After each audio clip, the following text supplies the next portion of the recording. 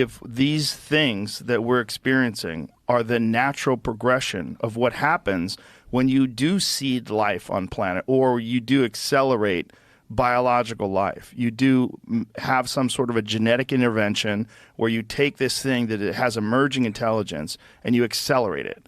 And that thing will in turn, with all of its desire for innovation and creativity, and also all of its desire to control resources and have power and have influence, that it will eventually lead to the creation of what we're seeing.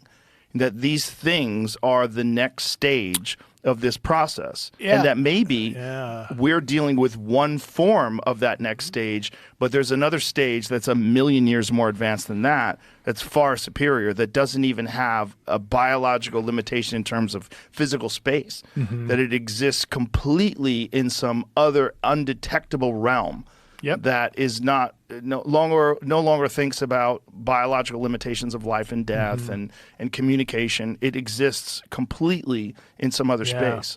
That's what these things are. And then I always wonder, when there's a crash or when there's a body or when there's a this and that, like, and people saying, well, why, if they're so advanced, why are they crashing? Well, hold on. What version are we looking at? We're not saying there's one thing that's visiting us. If there's one thing that's visiting us and we know where this one thing is, we could say, oh, well, that thing, it deals with a completely different solar system that's not as vulnerable. It doesn't have asteroid clouds. It doesn't have all these different things where it's like, it doesn't have a planet that has super volcanoes.